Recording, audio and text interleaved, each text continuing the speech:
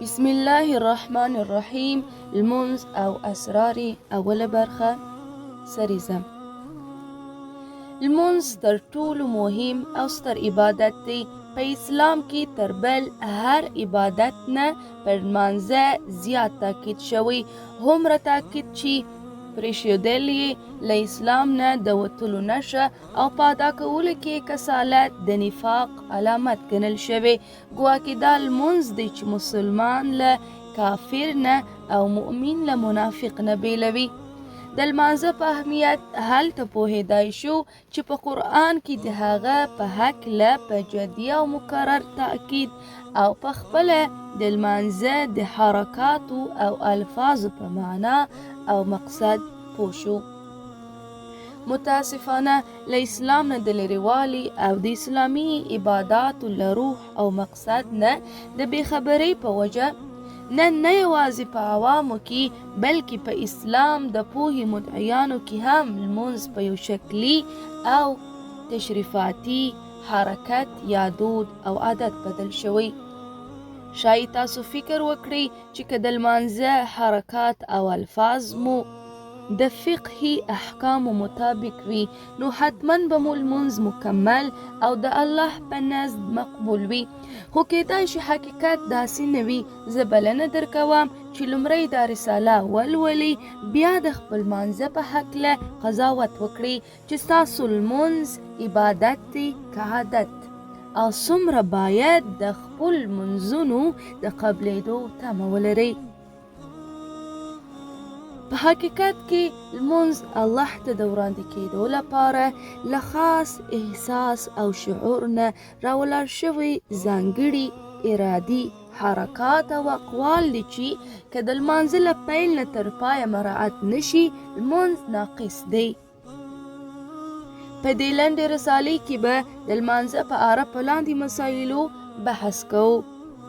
د لمانځه نیت او هدف یې، قبله او مقصدی، د لمانځه حرکات او محرکات یې، الفاظ او معنای، روحیه او مربوط شعور یې، د لمانځه اغیزې. خدایه زموږ هغه لمونځونه د خپل وسیع کرم او لطف له مخې قبول کړي چې نه یې د حرکاتو په مفهوم او مقصد پوهېدو او نه یې د الفاظو په معنا، هم یې له روح نه غافل وو او هم له غوښتنو.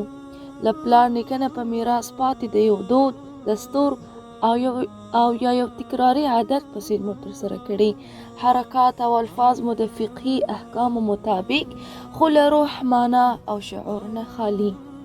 الهي موږ ته د هغه لمانځه توفیق او خوند را په برخه کړي چې د مؤمن معراج دی، د معنوي ارتقا په لوري د روح د الوتنې مهال، له محبوب معبود سره وصال، د جهاد په سنګرونو کې وسله او ډال، په ستونزو او کړاوونو کې د مستعان خدای جل شأنه د مرستې ترلاسه کولو ذریعه، پریشانو زړونو لپاره ډاډ، د بیچارو چاره، د لړرکو لارښود، له منکر نه د مخنیوي وسله، د دعاګانو د اجابت واسطه او د بنده له بندګي نه د کاملې ازادۍ د قیامونو مقدمه ده.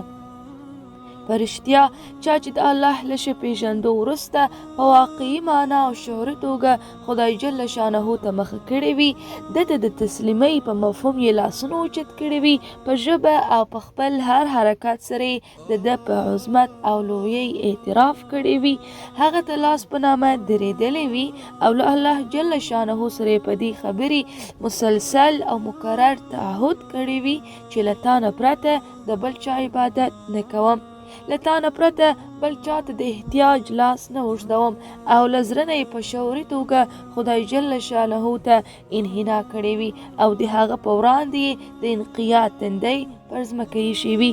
څنګه ممکن ده چې داسې انسان به له خدایه پرته بل چاته سر ټیټ کړي؟ څنګه به د بل بندګي وکړي او څنګه به د شیطان په پله پل کېږدي او په ناروا لارو به د تلو اراده وکړي؟ د لمانځه په معنا، تاثیر او د انسان او د ټولنې په جوړولو کې د هغه په اغیز د ښه پوهېدو لپاره دا رساله لیکل شوې. هیله مې دا ده چې هر څوک د دې رسالې له لوستلو نه وروسته لمونځ کوي ما له خپلو دعاګانو هیر نه کړي. اللهم لا تجعلنا من المصلين الذين هم عن صلاتهم ساهون. الهي له هغو لمونځ کوونکو څخه مو مه ګرځوې چې له خپل مانځه نه غافل وي.